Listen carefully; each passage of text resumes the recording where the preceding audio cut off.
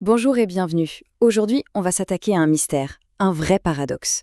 On voit partout que les entreprises se ruent sur l'intelligence artificielle générative. Elles investissent des sommes folles.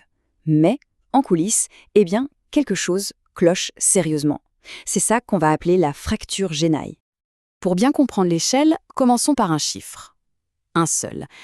40 milliards de dollars. C'est énorme. C'est la somme que les entreprises sont en train d'injecter dans la GenAI. On parle d'une véritable ruée vers l'or version 2.0. Mais attention, voilà le chiffre qui fait vraiment mal. 95%. C'est juste dingue. Ça veut dire que la quasi-totalité de ces milliards, ils ne rapportent absolument rien. Aucun retour sur investissement mesurable. C'est une statistique qui donne le vertige, non? Oui, pour être très clair, 95% des boîtes ne voient aucun impact. Zéro, nada sur leur bilan comptable. C'est là tout le cœur du problème. D'un côté, des dépenses folles et de l'autre, une transformation qui n'arrive pas. Alors, la question à million, c'est pourquoi? Qu'est-ce qui se passe? Bon, on va enfiler notre casquette de détective et essayer de comprendre. Pour résoudre cette énigme de la fracture GNI, il faut chercher des indices. On va donc suivre l'argent et aussi jeter un œil dans les coins un peu plus sombres, là où on ne regarde pas d'habitude. Alors, premier indice, et il est de taille. Regardez-moi ce gouffre. C'est ce qu'on appelle le fossé entre le pilote et la production. En gros, les outils grand public genre ChatGPT, bon, ça va, ils sont mis en place dans 40% des cas. Mais dès qu'on parle d'outils faits sur mesure pour une entreprise, le chiffre s'effondre à 5%. C'est simple, la plupart des projets n'arrivent jamais au bout, ils meurent en chemin. Et pour illustrer ça, on a un témoignage, une sorte de voix du terrain. C'est un DSI, un directeur informatique, qui dit, anonymement bien sûr, on a vu passer des dizaines de démos cette année, franchement il y en a une ou deux qui sont vraiment utiles, tout le reste c'est soit des gadgets, soit des projets de recherche. Ça résume tout, non? La douche froide après l'enthousiasme du début. Maintenant, accrochez-vous bien parce que l'indice suivant est assez ironique. Pendant que les projets officiels rament, les employés, de leur côté, ils se débrouillent très bien tout seuls. 90%, c'est énorme, utilisent leur propre IA, leur compte perso pour bosser. En face, seulement 40% des entreprises ont un abonnement officiel. C'est ça, l'économie de l'ombre de l'IA. Et le plus fou, c'est que ça marche beaucoup mieux. Ok, revenons à notre piste de l'argent. Où va tout ce budget IA? La réponse est claire, 70% partent dans le marketing et les ventes. C'est logique d'une certaine manière, c'est la vitrine de l'entreprise. Sauf que, et on va y revenir, c'est peut-être là qu'est l'erreur. Les vraies pépites, les gains les plus importants, ils sont cachés ailleurs, dans les opérations, le back-office, et cette partie-là est complètement délaissée. Bon, on a rassemblé pas mal d'indices. L'échec des pilotes, l'IA de l'ombre, le budget mal orienté, et tout ça pointe vers un coupable. Le vrai problème. Et ce n'est pas, contrairement à ce qu'on pourrait croire, la puissance des modèles d'IA. Non. C'est quelque chose de beaucoup plus profond, de plus fondamental. Et le coupable, le voici, la lacune d'apprentissage. C'est le problème central. En fait, c'est simple.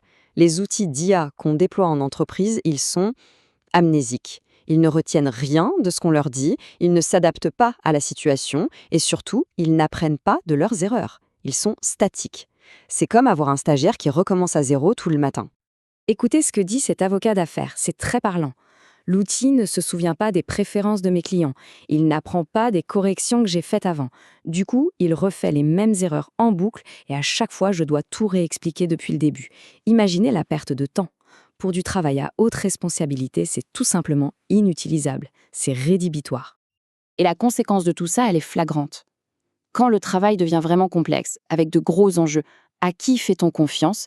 Dans 90% des cas, on se tourne vers un collègue humain. Logique. Personne ne va confier un dossier critique à un outil qui a la mémoire d'un poisson rouge. La confiance s'évapore complètement. Donc, pour résumer ce point crucial, ce qui fait la différence, ce n'est pas l'intelligence brute de l'IA, sa capacité à générer du texte. Non, c'est sa mémoire, sa capacité à s'adapter et par-dessus tout, sa capacité à apprendre. Sans ça, ça reste un gadget, un outil basique, pas un vrai partenaire de travail. Ok, maintenant qu'on a bien cerné le problème, le coupable, passons aux solutions. Comment font les 5% qui, eux, réussissent? Comment est-ce qu'ils arrivent à traverser cette fameuse fracture? Ils n'y vont pas au hasard, ils ont un vrai playbook, une stratégie bien rodée. Première règle de ce playbook, ne pas essayer de réinventer la roue. En clair, acheter, ne pas construire. Les chiffres sont sans appel. Les boîtes qui s'associent avec des experts externes ont un taux de réussite de 67%. Celles qui essayent de tout faire toutes seules en interne, tombe à 33%. Le calcul est vite fait, c'est 2 fois plus efficace de s'entourer. Mais alors, acheter, ça veut dire quoi concrètement? Ça ne veut pas dire juste signer un chèque. Leur approche est bien plus fine, en 4 points. 1. Ils ne se voient pas comme des acheteurs de logiciels, mais comme des clients d'un service. C'est un changement de mentalité. 2. Ils exigent une personnalisation poussée. L'outil doit s'adapter à eux et pas l'inverse. 3. Ils ne regardent pas la liste des fonctionnalités, ils regardent les résultats, l'impact réel sur le travail. Et 4, peut-être le plus important, les idées de projet viennent du terrain, des gens qui font le boulot tous les jours, pas d'une tour d'ivoire ou d'un lab d'innovation. Et vous vous souvenez quand on parlait du budget qui partait dans le marketing? Eh bien voilà où se trouve le vrai trésor. C'est dans le back-office, les opérations que personne ne voit. Et là, les gains sont massifs. On parle de millions d'euros économisés chaque année en arrêtant l'externalisation, de 30% de budget en moins pour les agences. Là, on parle de vrais retours sur investissement. Très bien. Maintenant, pour conclure, levons un peu les yeux et regardons ce qui nous attend. Parce que cette fracture, c'est l'état des lieux d'aujourd'hui. Mais demain, une nouvelle évolution de l'IA se prépare et elle pourrait bien tout changer. On appelle ça le web agentique. Alors, qu'est-ce que c'est?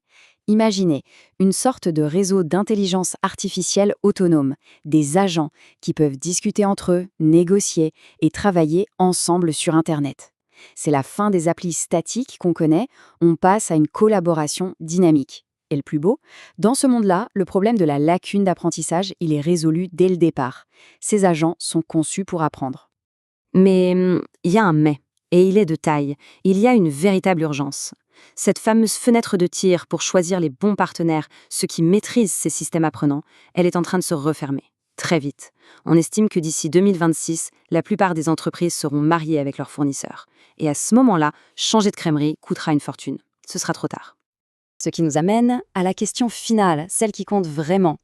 La fenêtre pour traverser cette fracture Gen AI se referme. La question n'est donc plus de savoir s'il faut y aller, mais de savoir de quel côté de la fracture on veut se trouver. Du côté des 95% qui échouent ou des 5% qui construisent l'avenir.